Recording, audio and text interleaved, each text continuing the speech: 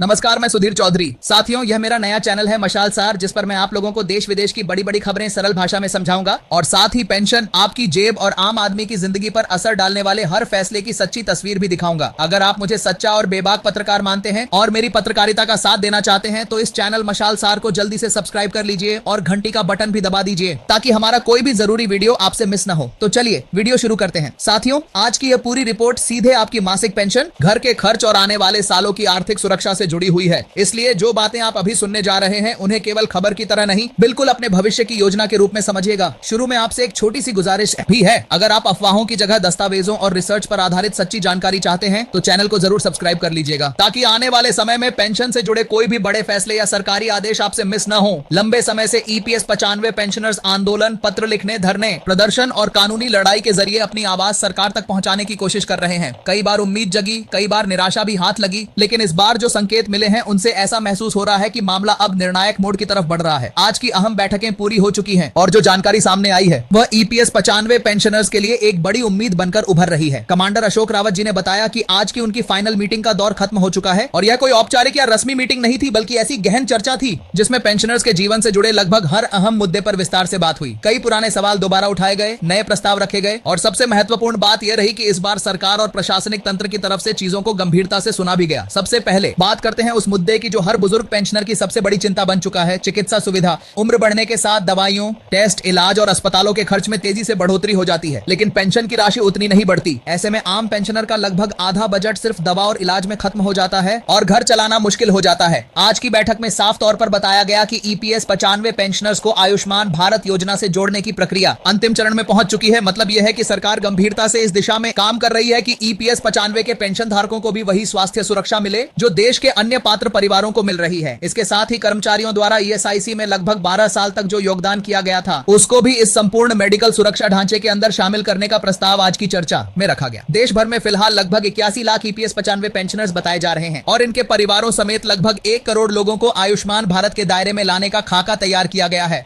अगर यह योजना औपचारिक रूप से लागू हो जाती है तो पेंशनर्स को सालाना 5 लाख रुपए तक का हेल्थ कवर मिलने की संभावना बनती है। इसका सीधा मतलब है कि बड़े ऑपरेशन, गंभीर बीमारियां और महंगे इलाज जिनके नाम से अभी तक एक पेंशनर घबरा जाता था, उन पर आर्थिक बोझ काफी हद तक कम हो सकता है। यह उनके लिए सिर्फ मेडिकल सुविधा ही नहीं, बिल्कुल मानसिक सुकून और आर्थिक सुरक्षा दोनों लेकर आएगा। अब बात करते हैं उस विषय की जिसका नाम लेते ही हजारों पेंशनर्स अपनी फाइलों की तरफ देखने लगते हैं, हायर पेंशन। बहुत सारे पेंशनर्स ने हायर पेंशन के विकल्प को चुना, सारे दस्तावेज जमा किए, कोर्ट के आदेशों का इंतजार किया, लेकिन उनकी फाइलें आज भी में कहीं ना कहीं अटकी हुई हैं। कई लोग तो उम्र दराज होकर भी सिर्फ इस उम्मीद में जिंदा हैं कि शायद एक दिन उनकी पेंशन में बढ़ोतरी का आदेश आ जाए। आज की बैठक में यह साफ कहा गया कि हायर पेंशन से जुड़े मामलों को लेकर एक टाइम बाउंड प्रोग्राम तैयार किया जाएगा। मतलब अब इन फाइलों को अनिश्चित समय के लिए लंबित नहीं रखा जाएगा, बिल्कुल एक तय समय सीमा के भीतर निपटाने के निर्देश ईपीएफओ को दिए जाएंगे। संबंधित दफ्तरों और अधिकारियों को स्पष्ट रूप से कहा जाएगा कि हायर पेंशन के सारे लंबित मामलों पर तेजी से कार्रवाई की जाए ताकि जिन्होंने नियमों के तहत अपना हक मांगा है उन्हें उसका लाभ भी समय रहते मिल सके। यदि यह व्यवस्था जमीनी स्तर पर ईमानदारी से लागू होती है तो हजारों पेंशनर्स की पेंशन में उल्लेखनीय बढ़ोतरी संभव है। तीसरी अहम बात उन लोगों से जुड़ी है जो या तो ईपीएस के दायरे में नहीं आते या जिन्होंने कम वेतन के कारण कम योगदान दिया और अब बुढ़ापे में उनके पास आमदनी का कोई स्थायी साधन नहीं है। ऐसे पेंशनर्स के लिए न्यूनतम 5,000 रुपए मासिक पेंशन की मांग लंबे समय से उठाई जा रही है। आज की बैठक में यह माना गया कि इस विषय पर तुरंत निर्णय लेना फिलहाल संभव नहीं है, लेकिन यह भी स्पष्ट कर दिया गया कि यह मुद्दा एजेंडा से बाहर नहीं किया गया है। अर्थात न्यूनतम पेंशन की मांग को नजरअंदाज नहीं किया गया, बिल्कुल इसे भविष्य में गंभीरता से विचार के लिए रखा गया है। यह बात अपने आप में महत्वपूर्ण है क्योंकि अक्सर ऐसा होता है कि जो मुद्दे तुरंत स्वीकार नहीं होते उन्हें धीरे धीरे चर्चा से बाहर कर दिया जाता है, लेकिन इस बार संकेत इसके उलट है। मुद्दा जिंदा है, एजेंडा पर है और आने वाले दौर की बैठकों में इसे फिर उठाया जाएगा। कमांडर अशोक रावत जी ने आज की चर्चाओं के बाद यह भी महसूस किया कि यह पूरा दौर किसी अंतिम चरण जैसा लग रहा है। जो बिंदु सालों से बिखरे हुए थे उनको आज एक जगह संजोकर समेटकर क्रमबद्ध तरीके से रखा गया। इसी प्रक्रिया को आगे बढ़ाते हुए एक विस्तृत लिखित पत्र तैयार किया जा रहा है जिसमें आज हुई बैठकों के सभी निष्कर्ष, दिए गए निर्देश और आगे की पूरी रूपरेखा दर्ज होगी। यह पत्र आज देर शाम या कल सुबह तक संबंधित उच्च अधिकारियों को सौंपे जाने की बात कही गई है। इस दस्तावेज के सामने आते ही तस्वीर और साफ होगी कि कौन सा कदम तुरंत उठाया जाएगा, कौन सा चरणबद्ध तरीके से लागू होगा और किस पर आगे नीति निर्माण होगा। आज की घटनाओं का एक बेहद महत्वपूर्ण हिस्सा वह मुलाकात रही जो देश के सबसे बड़े नौकरशाह कैबिनेट सेक्रेटरी टीवी सोमनाथन जी से हुई। यह मुलाकात लगभग 35 मिनट चली और इसमें पेंशनर्स की मांगों को बहुत ध्यान से सुना गया। कैबिनेट सेक्रेटरी वही पद होता है जो पूरी ब्यूरोक्रेसी को दिशा देता है और प्रधानमंत्री के प्रमुख सलाहकार के रूप में काम करता है, यानी किसी भी बड़े सरकारी फैसले की शुरुआती फाइलें अक्सर यहीं से आगे बढ़ती हैं। कमांडर अशोक रावत जी ने बताया कि जब यह आंदोलन कुछ वर्ष पहले शुरू हुआ था तब टीवी सोमनाथन जी ही एक्सपेंडिचर सेक्रेटरी और फाइनेंस सेक्रेटरी दोनों पदों पर रहे हैं, इसीलिए वह इस मुद्दे से नए नहीं हैं।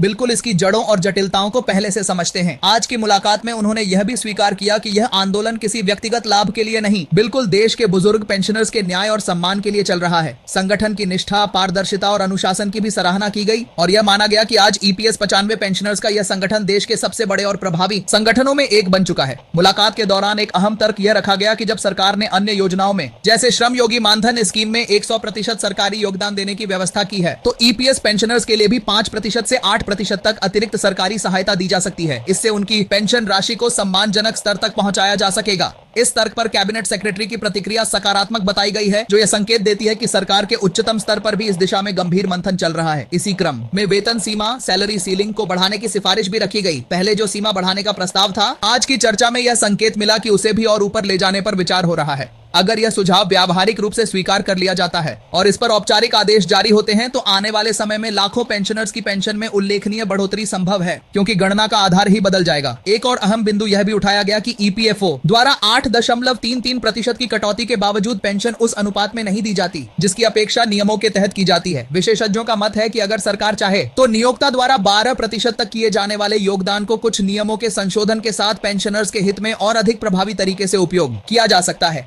इससे पेंशन में लगभग 20% से 40% तक का तत्काल सुधार संभव माना जा रहा है। यानी बिना किसी अतिरिक्त बोझ के भी केवल संरचना में बदलाव से पेंशनर के हाथ में आने वाली राशि में बड़ा फर्क पड़ सकता है। अब तस्वीर को एक साथ जोड़कर देखें तो आज की बैठकों और मुलाकातों के बाद यह महसूस हो रहा है कि आने वाले कुछ दिनों और हफ्तों में ईपीएस 95 से जुड़े मामलों पर महत्वपूर्ण घोषणाएं सामने आ सकती हैं। जैसे ही वह लिखित पत्र और आधिकारिक दस्तावेज सामने आएंगे, पूरी कोशिश होगी कि उन्हें बिना किसी तोड़ मरोड़ के पूरी पारदर्शिता के साथ आप तक पहुंचाया जाए, ताकि हर पेंशनर खुद समझ सके कि उसके लिए क्या बदला है, कितना बदला है और कब से लागू होगा। यही वजह है कि आपसे फिर से कहना जरूरी है, अगर आप सोशल मीडिया की अफवाहों से बचकर सिर्फ प्रमाणिक और दस्तावेज आधारित जानकारी चाहते हैं तो चैनल को सब्सक्राइब जरूर कर लें। इससे होगा यह कि जैसे ही कोई नया आदेश, नई नोटिफिकेशन या नई बैठकों की जानकारी आएगी, वह सीधे आपके मोबाइल तक पहुंचेगी और आप किसी के बताए हुए अधूरे या गलत विश्लेषण पर निर्भर नहीं रहेंगे। बार बार देखा गया है कि फर्जी मैसेज, एडिटेड लेटर और पुरानी सूचनाओं को नया बताकर वायरल कर दिया जाता है, जिसकी वजह से बुजुर्ग पेंशनर भ्रमित हो जाते हैं और कभी कभी गलत फैसले भी ले बैठते हैं। इसलिए सही समय पर सही जानकारी सही स्रोत से मिलना बहुत जरूरी है। हम यहाँ कोशिश यही कर रहे हैं कि हर अपडेट को रिसर्च, आधिकारिक कागजात और विश्वसनीय स्रोतों के आधार पर आपके सामने रखा जाए, ताकि आप खुद भी उसकी सच्चाई समझ सकें। एक आखिरी विनती, अगर आप खुद ईपीएस 95 पेंशनर हैं या आपके परिवार, कॉलोनी, फैक्ट्री या ऑफिस में कोई बुजुर्ग ऐसे हैं जो इस योजना से जुड़े हैं, तो उनसे यह जानकारी जरूर शेयर कीजिएगा। सब्सक्राइब करके नोटिफिकेशन बेल ऑन कर दें, ताकि जैसे ही आगे कोई नई बैठक, नया आदेश या नई राहत की घोषणा आती है, आप सबसे पहले अवगत हो सकें। फिलहाल के लिए इतना ही। आने वाले समय में जैसे ही कोई नया ठोस दस्तावेज, फैसला या सरकारी नोटिफिकेशन सामने आता है, हम फिर आपके सामने हाजिर होंगे और हर लाइन को आसान भाषा में समझाएंगे।